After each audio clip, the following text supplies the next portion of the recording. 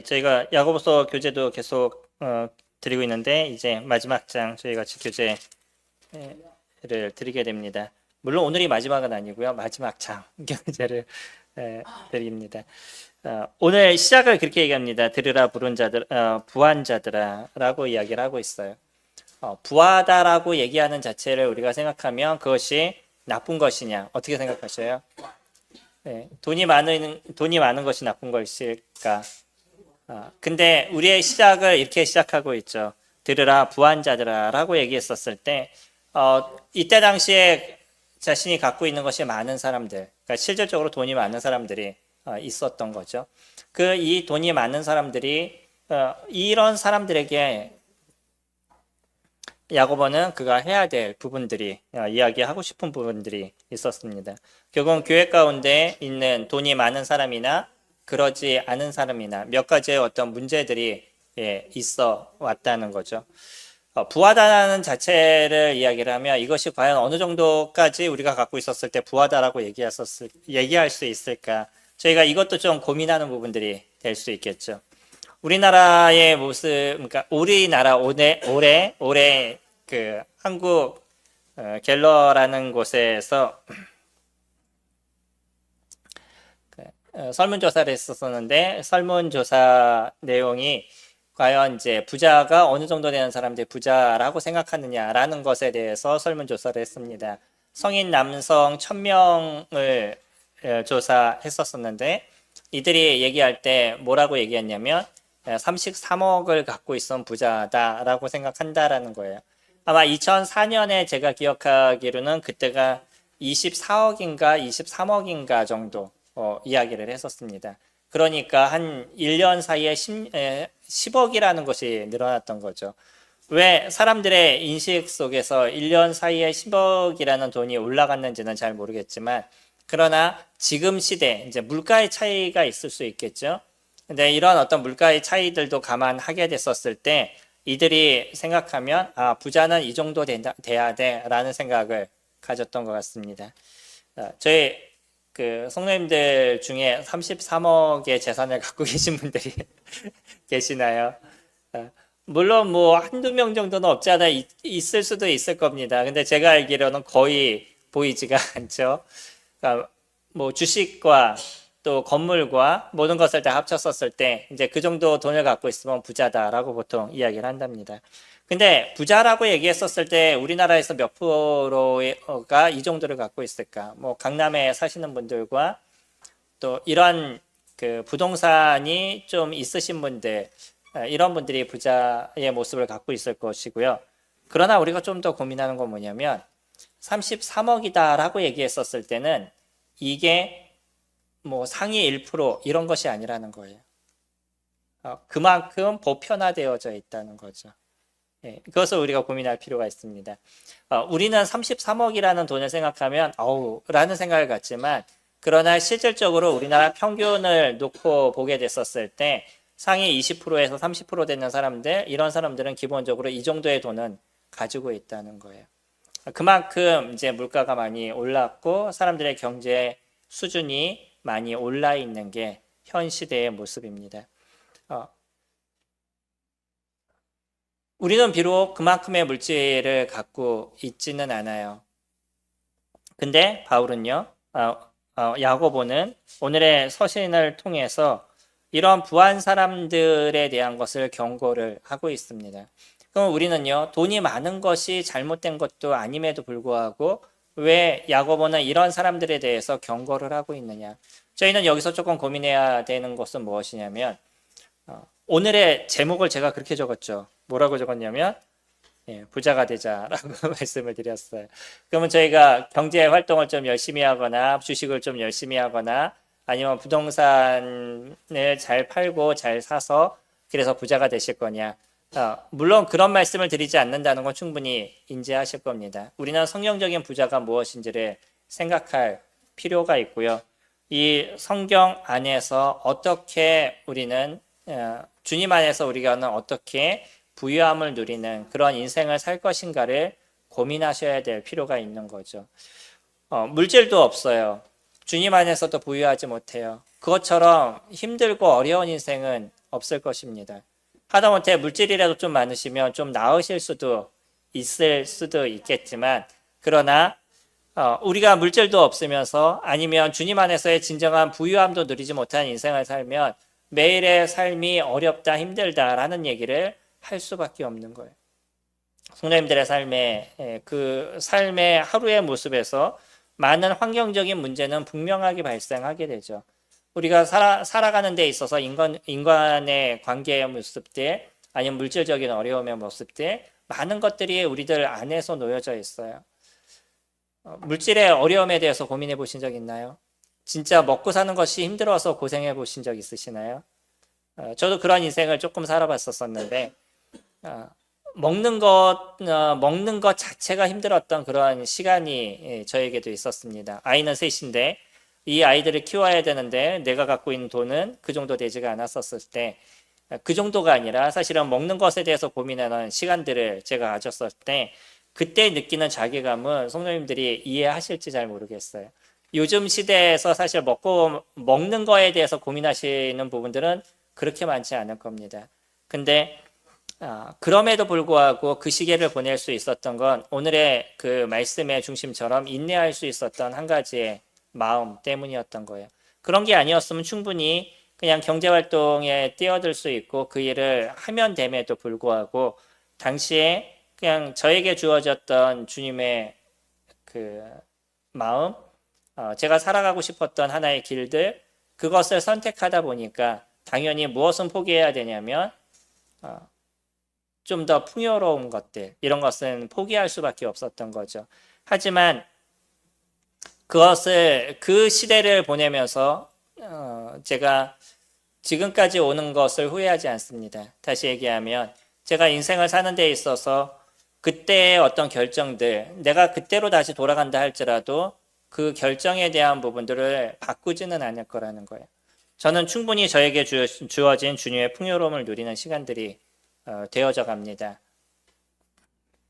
그래서 오늘 성도님들과 같이 나누기를 원하는 것, 진정한 부유하심이 있으시냐, 그리고 주님이 주시는 풍성하심이 성도님들 안에 있느냐, 저희들이 그거를 조금 더 고민해보고 살펴보는 그런 시간이 되기를 원합니다. 1절에 아까 보신 것처럼 들으라 부한자들아 너희에게 이 말 고생으로 말미암아 울고 통곡하라.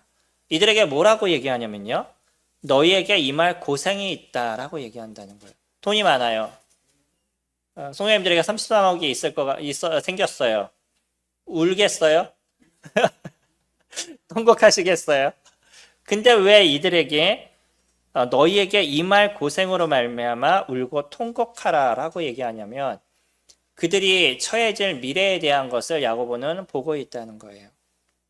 운다는 것, 조금 어려울 때 우리는 울 수 있습니다. 그냥 통곡이라고 얘기했었을 때는 자기가 살아왔던 삶에 대한 그 회한과 많은 생각의 어려움과 이것과 미래에 대해서 닥칠 큰 문제들, 이런 것들이 함께 이루어지게 됐었을 때 내면의 통곡에 대한 부분들이 만들어지게 될 거예요. 이들은요, 미래 그들에게 처하게 될 그런 상황의 모습이 무엇인지를 야고보는 이야기해주고 있어요. 그러면서 지금 너희들이 울고 통곡해서 너희들이 갖고 있던 삶의 모습의 어떤 변화들이 일어나야 될 것, 그리고 이제 그의 생각과 환경의 모습에 바뀌는 부분들을 그가 가져야 될 것, 야고보는 지금 그것을 이야기를 해주고 있습니다. 이거는 비단 주님을 알지 못하는 사람들이 물질을 갖고 살아가는 그것만을 얘기하지 않아요. 크리스찬들이 살아가는 삶에 있어서도 우리도 동일한 부분이 될 겁니다. 물론 우리는 주님이 오시게 됐었을 때 주님의 나라에 갈 수 있는 소망은 있는지 모르겠어요. 그러나 주님 앞에서 저희가 고개를 들지 못하고, 아니 주님 앞에서 주님께서 저희들에게 베푸실 은혜의 선물들을 저희들이 받지 못하는 그런 모습들이 될 수도 있습니다. 그래서 이 땅에서 우리가 살아가는 그 짧은 시간의 모습 속에서 하늘에 남길 수 있는, 진짜 영원한 것을 남길 수 있는 그러한 모습들이 우리에게 이루어진다 그러면 잠시 이 땅에서 이루어지는 어려움들, 조금의 힘듦들, 그런 것은 그렇게 큰 문제가 되지 않는다는 거죠. 모세의 이야기는 매일의 삶에서 저희는 생각하게 되는 부분인 거죠. 사람의 연수가 70이요, 강건하면 80이라도 사람의 그 연수의 자랑은 수고와 슬픔뿐이다라고 얘기하는 거. 저희가 충분히 인지하지 않나요? 돈이 있으면 그때 당시에는 즐거운데 그 시간이 조금 지나고 나면 또 닥칠 어려움의 문제들, 많은 환경적인 일들, 이런 일들이 계속 저희들에게 힘듦의 모습들이 되어져 갈 수밖에 없는 게 인생을 살아가는 삶의 모습인 거죠. 그리고 신기해요. 옛날 말에 복은 쌍으로 안 오고 환은 홀로 오지 않는다라는 얘기가 어떻게 그렇게 잘 만들었는지 모르겠어요. 제가 인생을 살아보니까 어려움이 생기면 두세 개가 막 겹쳐서 오더라고요. 근데 즐거운 거는 딱 하나로 끝나요. 연결해서 오지 않아요. 대부분이 그렇습니다. 그래서 사람들이 이게 모든 과거나 현재나 미래나 모든 사람들에게 주어지는 비슷한 부분이구나라는 생각도 같이 갖게 됩니다. 하지만 이거는요, 조금의 오점이 있어요. 어떤 걸까요? 사람들이 좋은 것에는 잘 관심을 두지 못하고 안 좋은 거는 관심을 많이 두기 때문이에요. 그러기 때문에 어려움의 문제는 막 겹쳐서 오는 것 같고 좋은 거는요, 당연한 것으로 여기지 이게 진짜 좋다 이런 생각을 별로 갖지 않는다는 거죠. 이게 인간이 갖고 있는 죄성에서 비롯된 부분이다 라고 생각이 됩니다. 이들이요, 왜 이들에게 이렇게 통곡하라 울어라 라고 하냐면은 이들이 하고 있는 모습에 대한 거죠. 1절에 보시면 너희 재물은 썩었고 너희 옷은 좀먹었으며 너희 금과 은은 녹이 쓸었으니 이 녹이 너희에게 증거가 되며 불같이 너희 살을 먹으리라. 너희가 말세의 재물을 쌓았도다. 집에 은금을 쌓아놨어요. 거기에 먼지가 좀 끼고요, 곰팡이가 좀 쓸었어요. 어떠시겠어요? 마음이 아프시겠어요? 즐거우시겠어요? 예, 내 은금에 곰팡이가 좀 쓴다 그래도 그것이 무슨 문제가 될까요? 그냥 좀 닦아가지고 다시 팔면 되는 거지. 그렇게 문제가 되지 않을 겁니다. 근데 이 많은 것을 쌓아놓은 것에 대해서 지금의 야고보는 이거를 책망하고 있다는 거예요. 그것이 너에게 무슨 유익이 되느냐? 그것이 너에게서 무슨 힘이 되고 있느냐는 거예요. 집에 금덩어리가 있어서 쳐다보면 즐겁지만 그것이 막상 나에게 어떤 도움을 주고 있죠? 내가 그것을 팔아서 지금 잘 사용하지 않으면 그 금덩어리 아무리 쳐다보고 있어도 아무 도움도 되지 않는다는 거예요. 동일한 물질이 있나요? 우리에게 갖고 있는 물질이 있다면 우리는 그 물질을 어떻게 사용하느냐, 어떻게 쓰느냐가 더 중요한 것이지 내 통장에 돈이 자꾸 쌓이고 그것에 대한 즐거움을 누리는 것이 그의 전부가 되지 않고 있다는 거예요. 얼마 전에 제가 어떤 일이 있어서 저에게 큰 돈이 들어왔습니다.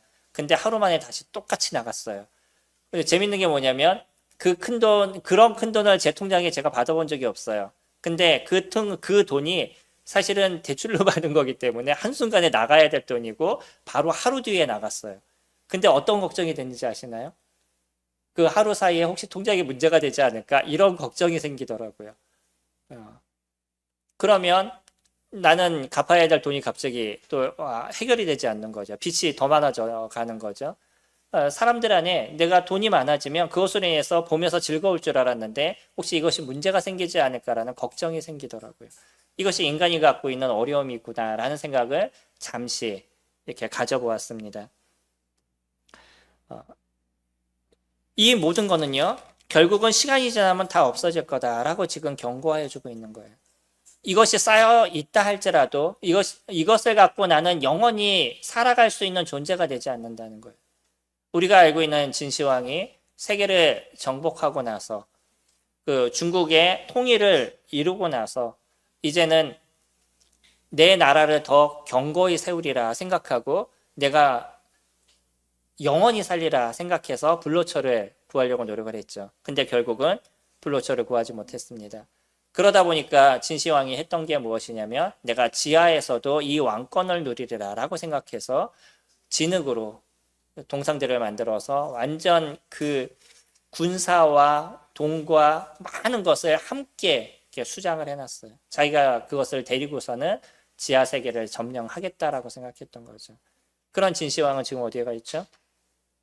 지옥의 형벌 가운데 놓여져 있을 겁니다. 제가 100% 확인할 수 있는, 100% 말씀드릴 수 있는 거는 그는 하나님을 생각할 수 있는 여력이 조금도 없었어요. 무엇이 그에게 있어서 더 중요했냐면 돈과 물질, 명예, 이것이 그에게 있어서 더 소중하고 중요했기 때문인 겁니다. 아무리 그 많은 것을 쌓아놨다 할지라도요, 인생이 생명이 끝나면 그러면 모든 것이 다 없어지는 것에 불과하다는 거예요.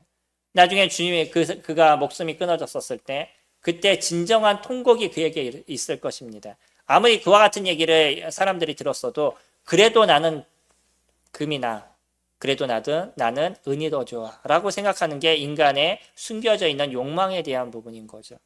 하지만 진짜 목숨이 끊어지고 났었을 때 그때 다시 다른 나라의 세계에서 눈을 뜨게 됐었을 때 자신의 인생의 모든 것을 후회하는 부분들이 될 것입니다. 하다못해 그것을 좀 팔아서 쓰기라도 했었으면 조금이라도 위안을 얻을 수 있는 부분이 있을지도 모르겠어요. 쓰지도 못했어요. 모아놓는 데만 마음을 가졌어요. 근데 시간이 지나면 내 손에 쥐어진 건 아무것도 없었다는 거예요. 그러기 때문에 그들은요, 진정한 후회와 통곡이 그에게 있을 것입니다. 그런 후회와 통곡에 대한 것들을 아마 살아있었을 때 조금 할 수 있었고 회개의 심령이 그에게 일어나서 하나님을 찾을 수 있었고 자신이 갖고 있는 물질을 바르게 쓸 수 있는 부분이 있었다 그러면 그는 아마 변화의 모습이 있지 않았을까? 지금 야고보는요, 저희들에게 그것을 이야기하고 있습니다. 우리 성도님들은 어떠면 나는 그 정도 돈이 없기 때문에 나하고는 상관이 없어 라고 생각할지도 모르겠어요. 그러나 이건 돈의 차이가 아닙니다. 우리가 얼마를 갖고 있느냐에 대한 부분인 거예요. 그리고 거기에 내가 마음을 쓰고 있느냐, 통장에 돈이 하나씩 차 있는 것에 대해서 그거에 대한 기쁨을 누리고 즐거움을 누리고 있느냐, 아니면 그 물질을 내가 어떻게 사용하고 있느냐에 대한 부분인 겁니다. 우리가 적은 돈을 갖고 있을 수 있어요. 어떤 사람은 연봉이 1,000만 원이 되는 사람이 있고 어떤 사람은 연봉이 1억이 되는 사람이 있죠. 그러나 그 연봉의 수가 중요한 것이 아니라 그 연봉을 내가 갖고 있는 돈을 어떻게 쓰느냐, 이것이 중요한 거예요. 부라는 거는요, 내가 갖고 있는 것을 바르게 사용하는 사람들이 부한 사람이다라고 얘기한다는 거예요. 많은 것을 쌓아놓고 돈의 액수가 올라가는 것이 부자고 그런 사람들이 부한 사람이 아니라 내가 갖고 있는 돈을 어떻게 바르게 사용하고 의미 있게 쓸 수 있느냐, 이것이 중요하다는 거예요.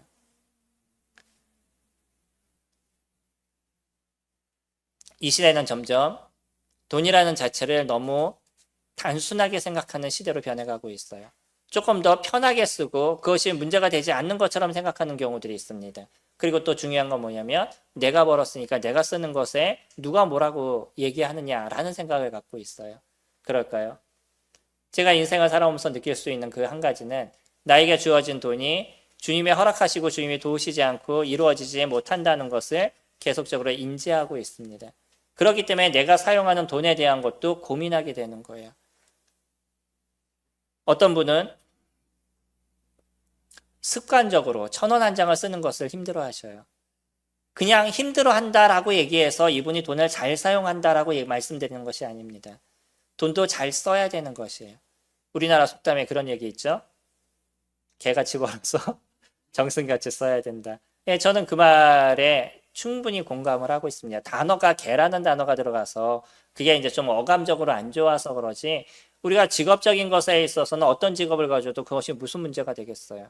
그거는 문제가 되지 않습니다. 중요한 건 뭐냐면 그 얻어진 물질을 어떻게 쓸 것이냐, 이거는 중요한 거예요. 똑같이 벌어서 자기 유익을 위해서 다 쓴다? 그렇게 벌은 이유가 무엇이냐는 거예요. 단지 놀기 위해서, 즐기기 위해서. 그렇게 자기의 인생을 사용한다 그러면 이것처럼 안타까운 부분들이 없다는 거예요. 그러면 돈이 많은 사람이나 적은 사람이나 차이가 없는 거죠. 여기서 부한자들아 라고 얘기하는 부분은 너희가 돈이 많은 사람들만을 얘기하지 않는다는 거예요. 내가 갖고 있는 돈에 대해서 어떻게 그것을 사용하는 사람이냐, 그것을 저희들에게 던져주고 있어요. 우리는 이 말씀은 우리와 상관없는 말씀이 아닙니다. 동일하게 우리에게 던져주고 있는 메시지인 거고요. 그렇기 때문에 우리가 이것을 어떻게 고민하고 어떻게 생각해야 되는지는 끊임없이 생각하셔야 된다는 거예요. 첫 번째, 너희들이 쌓아놓은 그 돈은 어느 순간에 없어질 거라는 거예요.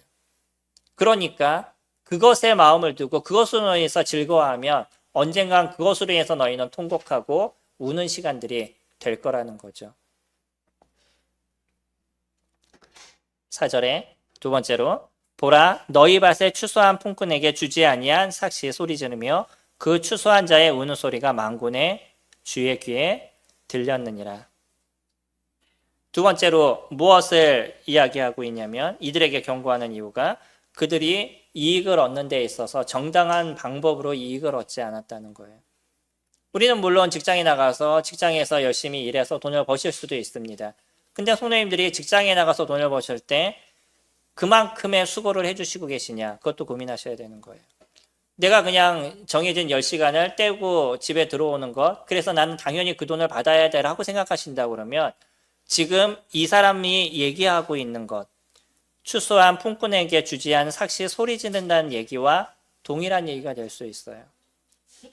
제가 다시 말씀드리면 무엇이냐면 나는 사람들을 부립니다. 사람들에게 돈을 주고 그 사람들이 일을 하도록 하는데 이 사람들의 일당이 10만 원이에요. 근데 그것을 줄여서 9만 원을 주고 때로는 8만 원을 주고 네가 싫어? 그럼 오지 마 라고 얘기하는 그런 어떤 소위 얘기하는 갑질을 하는 그런 사람들의 얘기를 지금 던져주고 있는 거죠. 그리고 어떤 사람은요, 그 사람에게 일꾼 품삯을 줘야 되는데 혹시 그 사람이 외국인 노동자라고 얘기해서 품꾼을 주지 않고 너 자꾸 그렇게 힘들게 하면 내가 고발할 거야 라고 얘기하는, 지금 시대로 얘기하면 이런 사람들을 얘기하고 있는 거예요. 나는 그 사람에게 일을 시켰다 그러면 정당하게 돈을 주어야 되는 거예요. 정당하게 주지 않은 돈을 내가 착복해서 그거를 갖고 부를 누리고 즐거움을 누리는 이런 사람을 지금 책망하고 있습니다. 반대로 이거는 무엇을 얘기하냐면요, 내가 누군가에게 돈을 받으면 그 받은 만큼 일을 해야 된다는 것도 함께 얘기해주고 있는 거죠. 내가 10시간 일을 해야 되나요? 그 10시간 열심히 일하셔야죠. 그 사람은 그 10시간으로 인해서 나에게 품꾼을 주는 거예요. 나에게 100만 원을 준다 그러면 그 100만 원을 일할 수 있게 그 값어치를 얻게 하기 위해서 그 주인은 나에게 100만 원을 주는 거지 그냥 나에게 그냥 주는, 기부하는 것이 아니라는 거예요. 그러니까 우리는 그 10시간을 열심히 일해 주셔야 될 이유가 있는 거죠. 우리 이거 한꺼번에 보셔야 됩니다. 나는 거기서 그와 같이 정당하게 이익을 얻기 위해서 수고하고 노력하고 있느냐는 거예요. 그러지 않는 부가 축적이 됐었을 때 그것이 무슨 유익이 있겠냐는 거죠. 우리의 직장 생활은 그것이 곧 신앙생활입니다. 우리는 교회 예배 시간에 참여하고 이것을 우리가 갖고 있는 신앙생활로 생각하지만 신앙생활은 여기에서 멈추지 않아요. 우리가 1년을, 우리가 한 달을 생각하시면, 아니면 일주일을 생각하시면, 아니면 일주일만 생각하셔도 일주일 동안에 교회에 와 있는 시간이 더 많으셔요? 세상에 나가서 일하는 시간이 더 많으셔요? 압도적으로 세상에 나가서 일하는 시간이 많으십니다. 그거는 내 삶이고 교회 오는 거는 주님 앞에 드리는 건가요? 그러지 않아요. 우리의 일주일의 시간들, 우리의 한 달의 시간들, 모든 시간들이 주님과 함께하는 시간들입니다.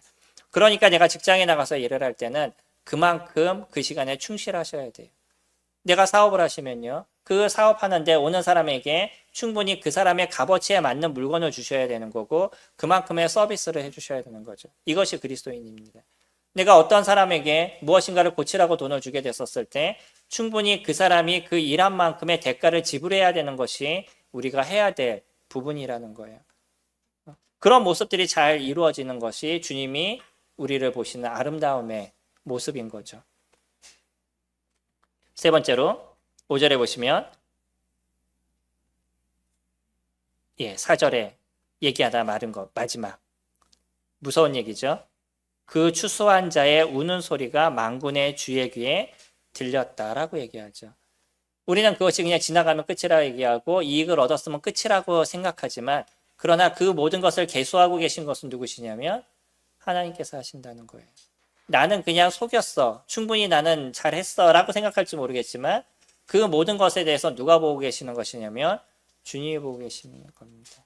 그러니까 우리는 약속한 만큼 주어진 것에 대해서 충실해야 되는 것, 그건 당연히 우리가 해야 될 부분이다 라고 얘기하는 거죠. 세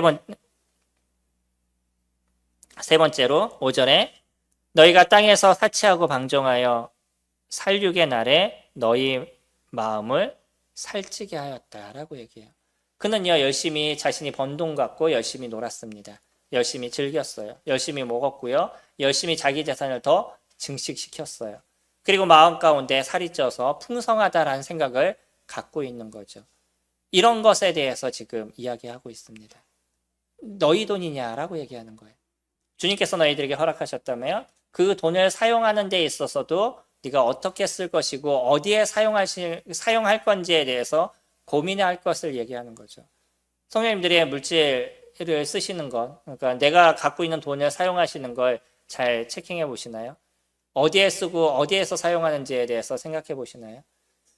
그 돈이 나의 돈이라고 착각을 하면 나는 내 마음대로 써도 되고요. 잘못된 유흥과 필요 없는 것에 쓰는 것에 대해서 그것에 대해서 별 마음의 가책을 느끼지 않을 때가 있습니다. 조심하시라는 거예요. 주님의 말씀은요. 너에게 주어진 그 돈은 네가 아름답게 써야 된다는 거예요. 의미 있게 써야 된다는 거예요. 무조건 쌓아놓는 것도 전부가 아니고요. 무조건 다 쓰는 것도 전부가 아니라는 거예요. 어떻게 쓰느냐, 왜 쌓아놓느냐, 그 이유가 정확해야 된다는 거죠. 성도님들이 저축하시는 이유가 뭐예요? 아니면 성도님들이 물질을 쓰게 될 때 다 쓰는 이유가 뭐예요? 이 모든 것에 대해서 고민해야 될 필요가 저희들에게 있다라고 얘기하는 거죠. 혹시 식사하실 때 내가 오늘 이 외식을 한번 하지 않으면 다른 거에 쓸 수 있을까 고민하면서 외식을 하실 때가 있나요? 네, 그렇게 하셔야 됩니다. 외식을 하지 말라라고 말씀을 드리거나 여행을 가지 말라고 말씀을 드리는 것이 아니에요. 그것을 한번 줄여서 주님 앞에 쓸 수 있는 부분이 있다 그러면 고민하시라는 거예요. 얼마나 많은 사람들이 우리가 갖고 있는 10,000원짜리 한 장으로 그들의 한 달의 식사를 때우고 있는지 우리는 조금 고민하시라는 거죠.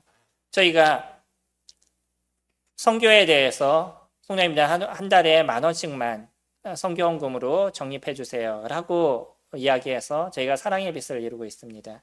사랑의 빛은요, 그 많은 순교의 사역과 자기의 먹을 것과 마실 것을 줄여가면서 복음을 전했던 그 사람에 대한 그들의 빛을 우리가 지고 있기 때문인 거예요. 우리 가운데 복음이 전해지고 내가 예수 그리스도를 믿는 믿음 안에 있는 것이 나의 수고와 나의 노력과 내가 교회에 나오는 은혜를 인해서 만들어진 것이 아니라 나의 수고로 이루어진 것이 아니라 그렇게 많은 사람들이 죽었던 피값들, 그 먹는 것, 마시는 것, 자는 것을 줄여가면서 자신의 돈을 복음을 위해서 사용했던 그 사람들의 모습을 통해서 지금까지 이어져 내려오고 있는 거예요. 우린 여전히 그것을 이어가야 될 사람들인 거죠. 그러니까 내가 커피 한 잔만 줄입시다. 한 달에 커피 한 잔만 줄여서 그 돈을 갖고 선교헌금으로 우리가 씁시다 라는 취지에서 사랑의 빛이라고 말씀을 드렸어요. 많은 분들이 빛으로 알더라고요. 이렇게 환하게 빛나는 빛. 아닙니다. 빚진 자의 모습에 빚자를 쓰고 있어요.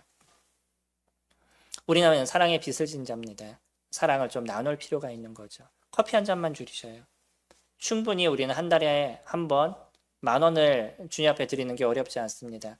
근데 이것을 성도님과 같이 얘기한 지도 제가 기억하기로 한 15년 정도 됐을 거예요.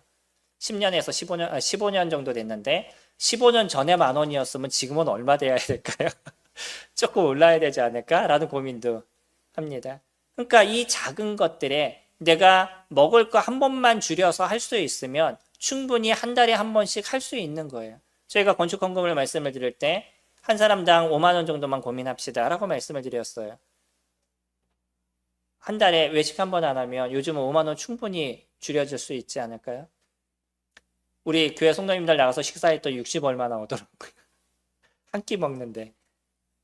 우리가 충분히 줄이려면 줄일 수 있어요.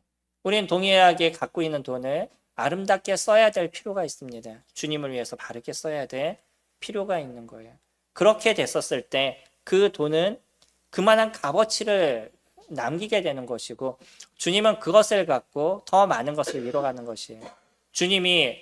하나님이 돈이 없어가지고 여러분에게 아니 성도님들에게 돈을 헌금을 하라고 얘기할까요? 지금 숨겨져 있는 금광 하나만 열어주시면 충분히 선교 사역으로 다 쓸 수 있지 않을까요? 근데 왜 안 그러시죠? 이게 우리가 갖고 있는 신앙이기 때문인 거예요. 하나님께서 그 돈을 딱 열어서 그 금맥을 열어가지고 다 복음을 위해서 쓸 수도 있지만 안 하시는 것은요. 사람들은 또 거기에 관심을 두는 자들이 돼요.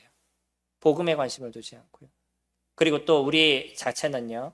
내가 수고하고 노력하고 봉사하는 그 하나하나가 주님 앞에 드려지는 아름다움의 모습이 되는 거고 내가 갖고 있는 하나님을 소중하게 여기는 그 하나하나의 마음을 주님께서 받으시는 거예요. 우리가 제일 중요하게 여기는 돈, 그 돈을 하나님의 것임을 인정하고 사용하는 사람들의 그 마음을 주님께서 기억하시는 거고요. 그래서 내가 이 돈을 쓸 때 어떻게 쓸 것인가 고민하고 어떻게 바르게 사용하실 것인가 라는 것을 고민하시게 됐었을 때 우리는 필요 없게 사용되거나 의미 없게 쓰여지는 그런 돈이 되지 않을 겁니다. 저희 교회는 어느 교회보다도 절약하는 교회예요. 조그만 전기들도 다 절약을 해서 모든 걸 거의 다 멀티탭으로 바꿔놨어요. 왜 그러죠? 그만큼이라도 줄이자는 거예요. 왜 쓸데없는 돈을 낭비하느냐는 거죠. 우리가 써야 될 건 충분히 써야 됩니다. 제가 구도자가 왔었을 땐 어떤 것도 제재하지 않고 충분히 다 써요. 그냥 성도님들은요. 조금 줄이실 수 있으면 줄일 필요가 있는 거죠. 이 하나하나가 교회를 위해서 사용하는 거예요. 이것이 구도자를 위해서 우리가 쓰여지는 겁니다. 교회에 들어온 주님께서 성도님들의 수고를 통해서 이루어진 이 헌금이 함부로 쓰여져서는 안 되잖아요. 조금 더 의미 있고 바르게 쓰여져야 되는 거죠. 저희가 헌금에 대해서는 100%다 광고를 드리고 있죠. 우리는 이렇게 쓰고 있습니다 라고 100% 광고를 드리고 있어요. 그런 이 광고에 들여지는 그 돈도 헛되로 쓰지 않겠습니다라는 다짐에 대한 부분인 거예요. 재정부는 그것을 고민하고 있습니다. 어떻게 바르게 쓸 것인지, 어떻게 온전하게 사용할 것인지, 이게 재정부가 고민해야 되고 사용해야 되는 부분인 거죠. 돈은 그렇습니다. 주님이 주신 것을 내가 인정하게 됐었을 때 사치하고 방종하고 그렇게 사용하지 않는다는 거예요. 마지막으로 네 번째 무엇을 얘기하시냐면 6절에 너희는 의인을 정죄하고 죽였으나 그는 너희에게 대항하지 아니하였다라고 이야기하고 있어요. 이 사람들은요. 이 부자들은 자기 돈을 축적하기 위해서 오히려 사람들을 고발하고 그 사람들을 감옥에 집어넣는 일까지 했어요. 자기 돈을 갚지 않으면 그 사람을 갖다 고발해서 감옥에 집어넣거나 아니면 그 사람을 그 잘못된 것으로 고발을 해가지고 그 사람을 죽이기까지 그 사람이 갖고 있는 돈을 착복하기 위해서 이와 같은 일을 했던 모습이 있었다는 거예요. 하지만 의인은 거기서 어떻게 했다고요? 대항하지 않았다라고 얘기하고 있어요. 어쩌면 이들은 너무나 불쌍한 그런 죽음을 맞이했는지도 모르겠습니다. 세상 사람들이 봤었을 때 그래 돈은 저렇게 쓰는 거야. 내가 갖고 있는 권력을 갖고 그렇게 써서 이승에 개똥에 굴러도 이승이 난 거야 라고 얘기하는지도 모르겠어요. 그게 돈이 더 중요한 거야. 그러나 하나님께서 보시는 것은 다르다는 거예요. 그 사람의 영혼에 대한 것을 분명히 기억하시고 거기에 합당한 것을 이루어 가시는 것이 주님의 모습입니다. 우리가 성도님들을 이 누군가를 고발하거나 이러지 않아요. 하지만 우리도 조심해야 되는 것은 무엇이냐면 다른 성도의 편안함으로, 다른 성도의 고생으로 내가 편안하기를 원하시면 안 된다는 거예요. 우리는 교회를 함께 섬겨가는 존재들입니다. 어떤 누구는 고생해도 되고 어떤 누구는 편안하기를 원하는 건 문제가 있는 거죠. 우리는 함께 섬기는 것이에요. 우리는 동일하게 주님을 위해서 섬겨나가는 모습인데 다른 사람의 고생이 나의 삶에 편안함이 만들어진다 그러면 저희는 이것은 생각하고 고민해야 되는 부분인 거죠. 단순하게 오늘의 문자적으로 얘기했었을 때 그냥 누군가를 중상모략해서 그 사람을 재판에 넘기고 이것만을 얘기하지 않는다는 거예요. 우리가 살아가는 그러니까 그리스도인들이 살아가는 삶의 방식에 대한 것을 저희들에게 이야기를 해주시고 있는 거예요. 그리스도인들은요 나눔의 삶을 살아가는 자입니다. 나에게 주어진 물질에 대해서 하나님께서 나에게 나누어 주시고 허락해 주셨듯이 우리들 또한 나누고 허락하는 누군가를 돕는 역할을 하는 것이에요. 그거는 물질뿐만 아니라 우리의 힘도 마찬가지고 우리의 시간도 마찬가지예요. 성도님들의 시간을 성도님께 얼마나 나눠드리세요? 성도님들이 갖고 있는 힘을 성도님들에게 얼마나 나눠드리세요? 그 나눠드리는 시간들을 가지셔야 된다. 그것이 물질뿐만 아니라 나의 힘과 나의 시간과 이 모든 것들을 주님 앞에 드리는 시간들, 이런 것들을 이야기하고 있습니다. 우리의 부함, 우린 거기서 드러나는 것이에요. 나의 물질을 주님 앞에 드리고 있는지, 나의 시간을 주님 앞에 드리고 있는지, 나의 힘을 주님 앞에 드리고 있는지, 이런 것들이 온전하게 이루어졌었을 때 주님이 얘기하셨을 때 그래 네가 부자야, 네가 부한 자야 라고 저희들에게 얘기하고 계시는 거죠. 이 모든 것을 이루는 데 있어서 7절에 이 부함은 어떤 것으로 만들어지냐면 인내를 통해서 이루어집니다. 나의 삶에 인내가 이루어지지 않으면 이것은 어떤 순간에 금방 그치게 돼요. 한 번 정도는 내가 갖고 있는 돈을 그냥 확 헌금을 할 수도 있을 거예요. 근데 이것이 이어지지 않아요. 이것을 평생 이어갈 수 있는 힘이 있는 것, 그건 아무나 하지 않습니다. 진짜 힘들고 어려울 때 쉽게 우리는요, 주님 앞에 드리는 것부터 줄여나가게 돼요. 그러지 마셔야 됩니다. 어떤 부분이 있어도 주님이 먼저인 것을 고백하시라는 거예요.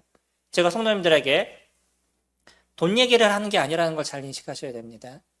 우리의 삶에서 가장 소중하다라고 내가 생각하는 그것이 해결되지 않고 신앙이 해결되지가 않아요.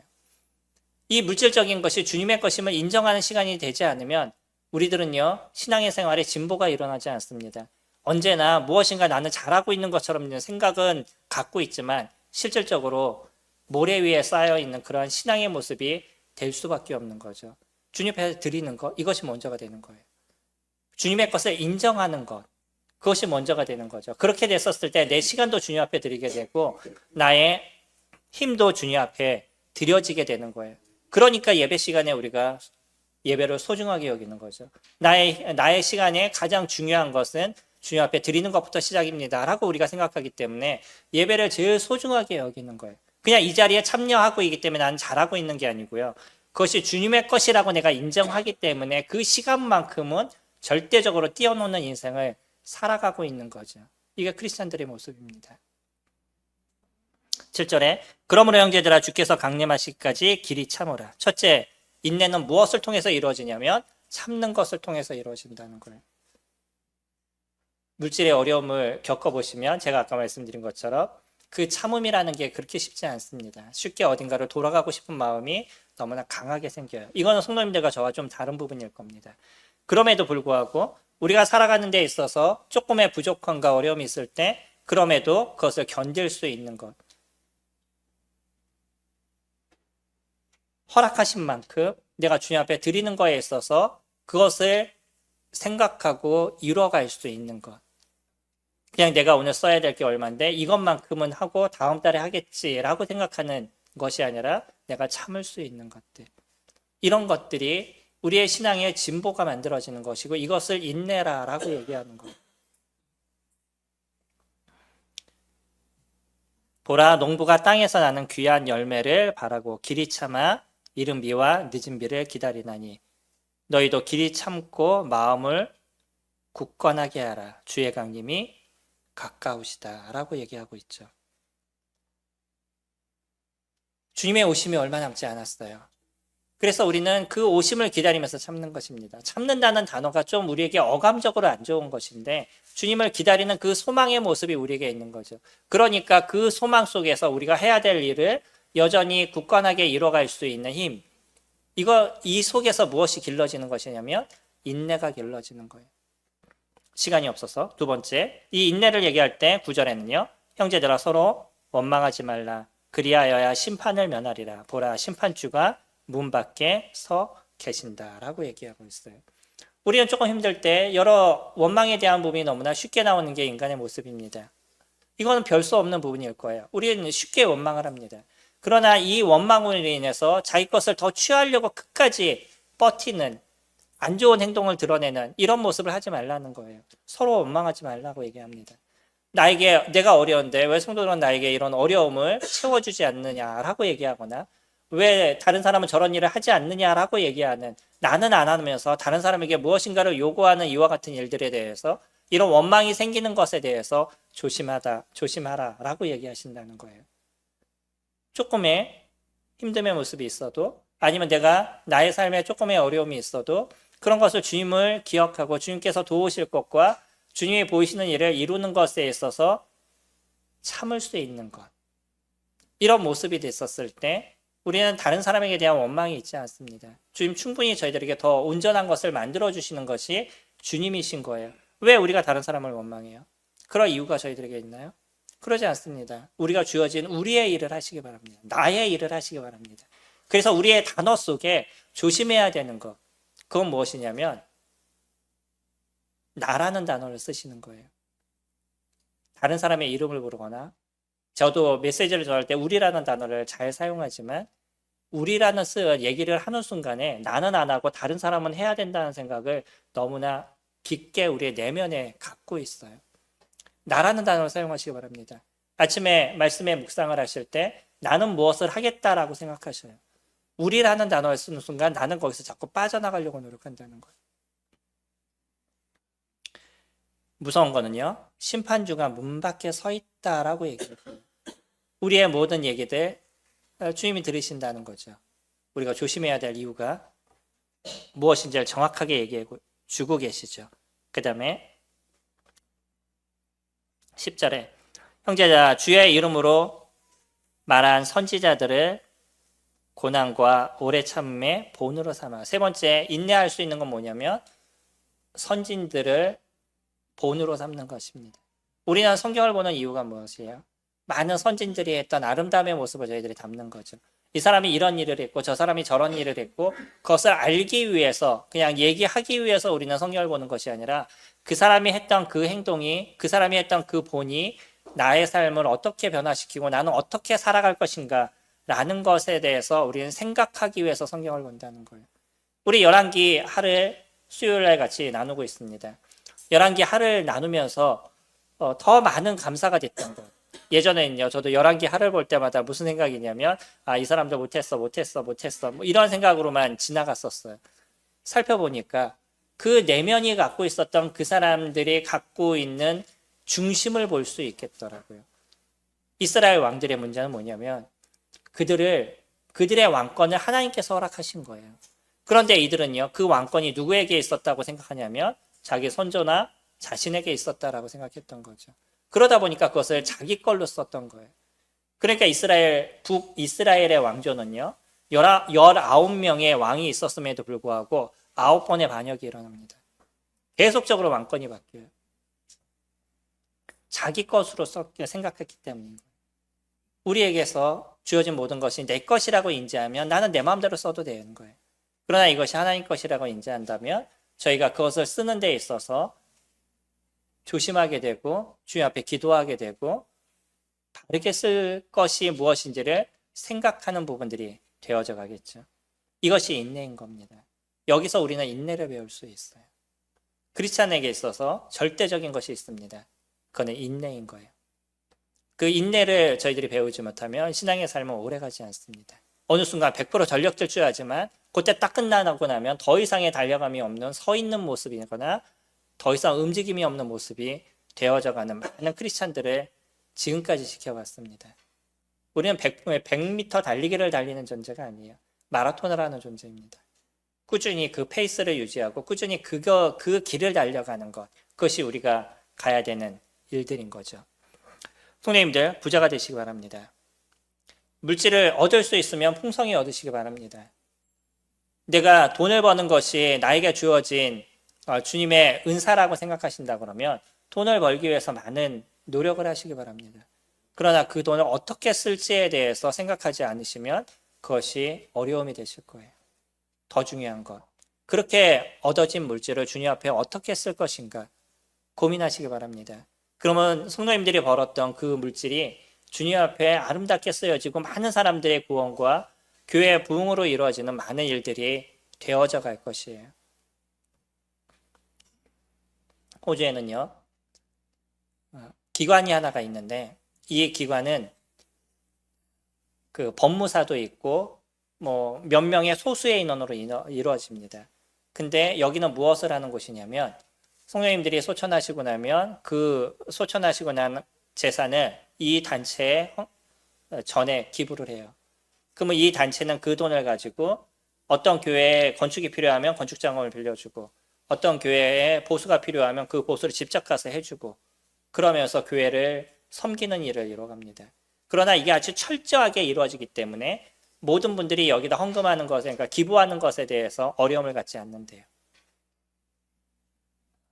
우리도 우리에게 주어진 물질이 있으시면 그것을 주님 앞에 바르게 쓸 수 있으면 좋겠죠. 특히 만약에 성도님들이 소천하시고 주어진 어떤 물질이 남으신다 그러면 그것을 또 어떻게 쓰실지도 고민하실 필요가 있습니다.